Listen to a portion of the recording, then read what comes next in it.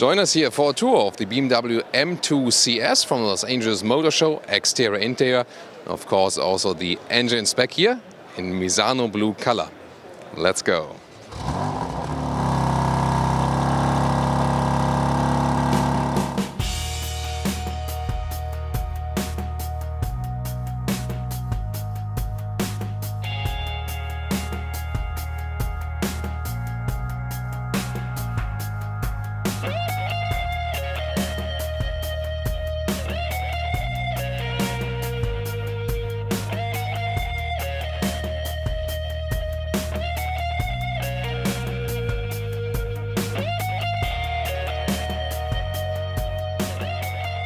So in the front, of course, some parts are the same as we know from the BMW M2 or especially the BMW M2 competition. Then above that comes the BMW M2 CS. And you can see here the black vertical fins in the double kidney, also black frame around. Then this carbon front spoiler, this is special then, definitely really massive. And also an additional element here on the hood. So it is indeed open, not just a design element. And here we also have those adaptive LED lights. This one is still the current generation of the BMW 2 Series. There will be an all-new generation coming up as well. So this one then here, the pinnacle of the sofa generation. You know, there's already a BMW 2 Series Grand Coupé, which is on a new platform. But this platform will not be shared here by this two-door coupé. It's 4.46 meters or 176 inches, the length here of the BMW M2. That's of course not different here with the M2 CS. Here you can see 19-inch wheels mounted in a special golden color. That's, you know, pretty much screaming out to this, yeah, very strong blue color. We could also call Thomas Blue, because one of my favorite ones. However, you don't have to go for this one with the M2 CS. So you can also get, you know, a white bright wheel or black wheel, whatever you prefer. Then there's an M2 badge here at the side, carbon fiber mirrors, and you can see here they are also aerodynamically optimized, and stronger side spoiler right there in this typical coupé shape, black frames around the window, and here in this case we also have then the carbon fiber roof. So this is one of the parts where they saved some weight. If it will play an effect overall, well, yeah, I think you have to find out on the racetrack. On the street you'll probably not find out, but maybe on the racetrack if you add up all those weight savings. So, do you like this very aggressive style? In the rear you also have this carbon fiber spoiler right there, another carbon fiber element above the exhaust, and 4 exhaust pipes, and those are really real. No fake exhaust here whatsoever, of course. M2 CS, of course, this one will be changed into a normal number plate, although this one also looks quite fancy, you know, like a showroom car on the street. That would be nice. So we also have a rear differential lock here that comes standard with the M2 CS as well. And they put the adaptive sport suspension that is featured from the BMW M4 in this car to give you someone, you know, still a span between comfort and sportiness. So under the hood we have typical for the M2, the inline 6-cylinder, 3-liter of displacement, turbocharged, and in this case 450 horsepower. That means 40 horsepower more than with the M2 competition. Pretty interesting. It won't change so much for the acceleration figure, but still, you know, more horsepower. Then you have this carbon fiber, you know, strengthening element, so to increase the stiffness of the chassis even more here in the front part. Well, but you pay about 33,000 euros or dollars more for this model if you compare it to the M2 competition. Yeah, if that's, you know, worth all the upgrades, that's on another sheet of paper, definitely. Just have to think about it. So this one here, then 95,000 euros, for example, being in Germany, so close to 100K. Yeah, that's really expensive for a 2 Series, but it's also the top of the line model, definitely. Well, so what do you think about that, guys? By the way, the top speed is 280 kilometers an hour or 174 miles per hour. Yeah, about that. Door closing sound. That's actually pretty solid for a two-door coupé, pretty nice.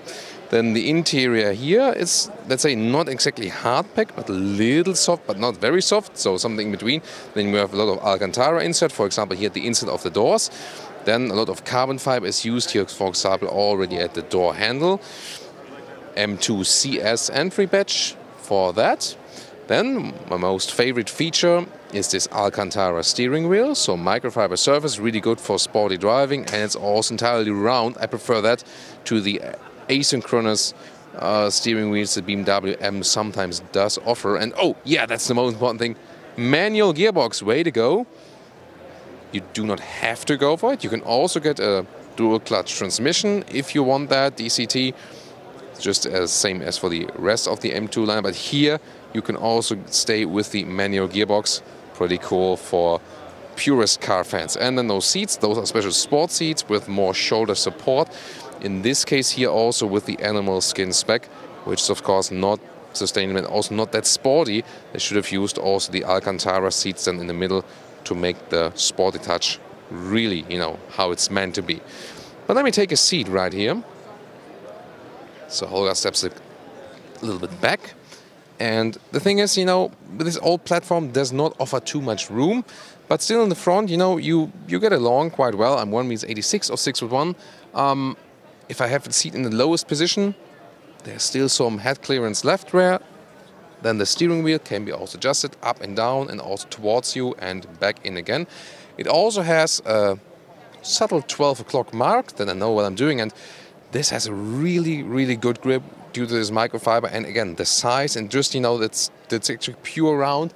That's really cool. So definitely tells you, you know, this is one of the very, very few pure driver's cars left on the market. And you do get along here, right, you know, very well. It's okay. It's nothing too fancy, definitely, because, I mean, the car is now from 2015 and, you know, the base even a little bit older. So it's not the newest infotainment system and so on and so on. But this one here is all about driving, you know, about the sound and just the driving experience. So you can also live with some of the, you know, somewhat dated features here.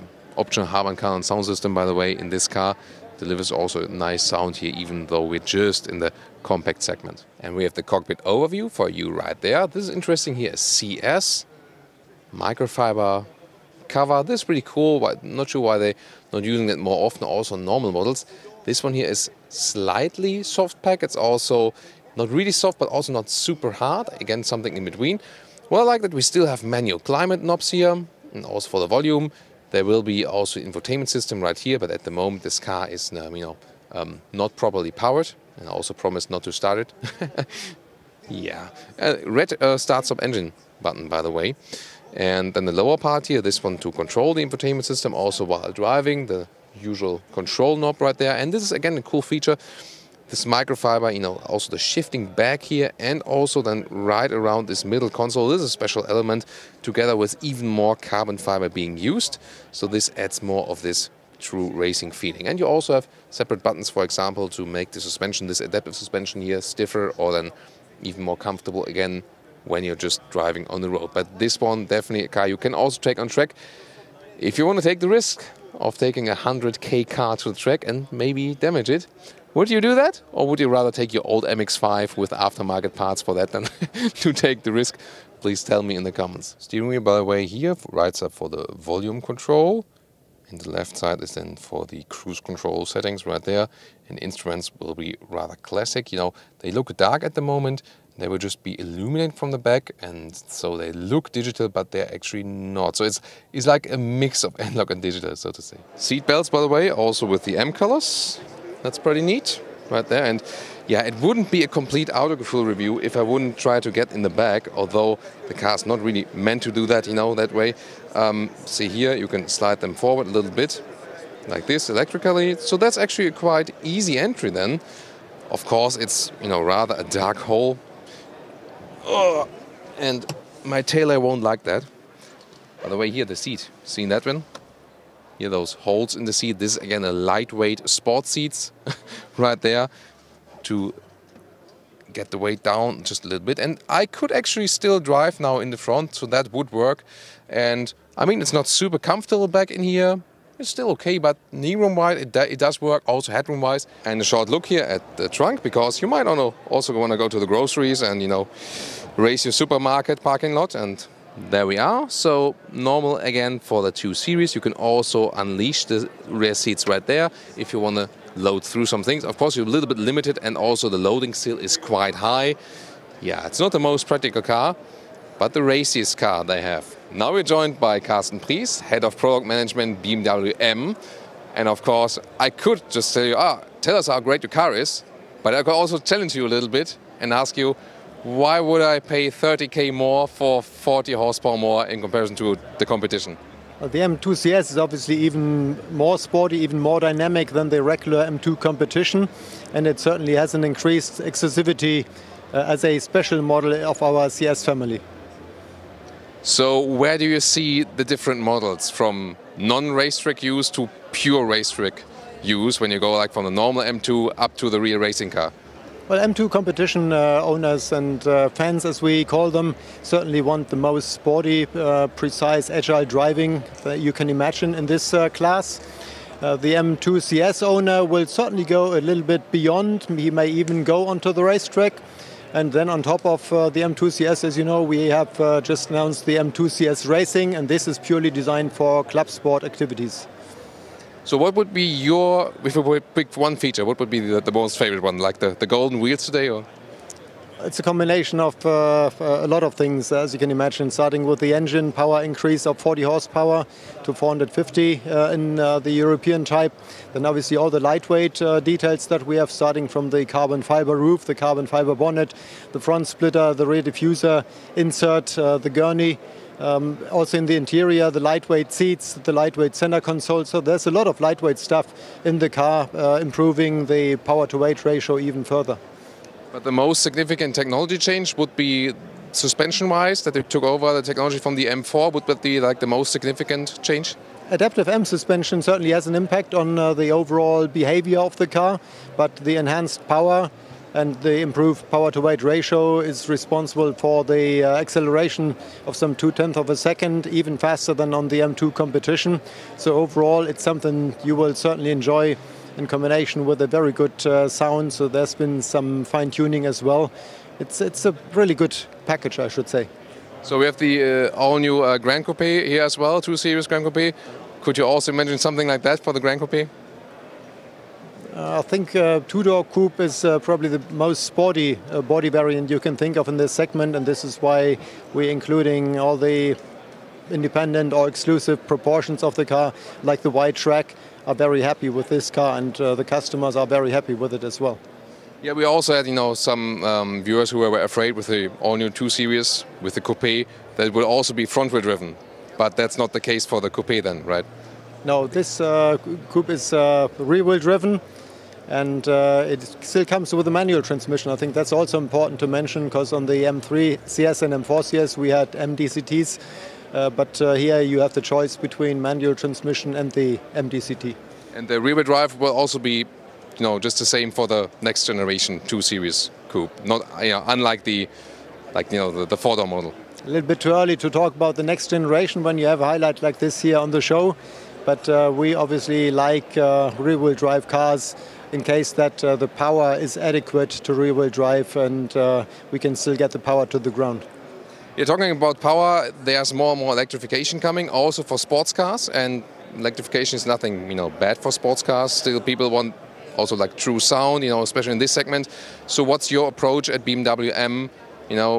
How you want to go for the electrification? Are you like all in the future, or do you find some compromise, or will you delay that, what you do for the core brand, for the BMW M? So what's the approach? Like with all technologies, we carefully look at what does it take, what do we need in order to fulfill the expectations of our customers and fulfill our own individual product targets. So electrification will be handled in the same way like all-wheel drive, for example, was, or turbo technology was. Once it qualifies for an M high-performance car, then we will definitely look at it in a deeper way. But for the time being, we still have to concede that there are some technical aspects that need to be considered carefully, like the additional weight, the recuperation that electric motors are capable of in these days. So I think there will be a little bit more time going down the road until we can say the technology qualifies for an M high-performance car. So when you think about the M product portfolio, which car, if you have to pick one, for driving yourself, just like every day, which one would you go for? Well, today I would definitely go for the M2 CS. Of course. Being a big fan of the M2 competition already, because this is obviously the core of our brand, to have comparatively compact cars, that are light and that have a lot of power. I mean, that's the perfect formula when you want to be as close to motorsports as possible. So the first guy you see driving this one here on the road, probably this guy, right? Thank you so much for the insight. Thank you. And now to the conclusion for the day with the BMW M2 CS. Yeah, of course, it doesn't make sense to go for this upgrade price-wise. If you consider, you know, the horsepower upgrade you get, you'll be just fine with the normal BMW M2, and of course also with the BMW M2 competition. So yeah, this is just, you know, top of the line if you don't care about the money, if you want the sportiest M2 there is, without going to the real racetrack car. So this one here, of course, you can still get the license plate for. That's probably the most important thing then here. Do you like that approach? And would you actually go for the extra money? Yeah, I mean, just a few guys will be able to afford that here for a 2 Series BMW. What's actually true, and then, you know, I agree to the program manager there, that this one here, the compact car, is really rather the core of the BMW M brand, because the big cars, they're just too heavy to be, you know, in this very sporty heritage from BMW. And, you know, the legendary cars were not necessarily the most, the biggest ones and so on, and the one with most horsepower, but rather the ones that were really sporty because they were the most compact ones. So pretty interesting. Design-wise, I mean, it still works somehow also for the street. Of course, it looks a little bit aftermarket-ish if you compare it to the normal M2, yes. So the normal M2 would be a little bit more subtle, more elegant, but that's up to you what you prefer. This one here, as I said, still on the old platform, and as far as my information goes, even if they didn't want to admit that here yet, that the all-new generation will still have the rear-wheel drive, because they will still feature it on the 3 Series platform, then on the new 3 Series platform, whereas the Grand Coupé of a 2 Series is featured on the 1 Series platform, then also with the front-wheel drive. So this will still be the differentiation. So what do you think? Give us your feedback, and also tune in to other 2 Series reviews of us. We also have the new 2 Series Grand Coupé as 235i. Not driven yet, but maybe if you watch this video at the later stage, then we will have driven it. So also follow us to stay updated here with new videos, also for the BMW M cars here at Autogefühl.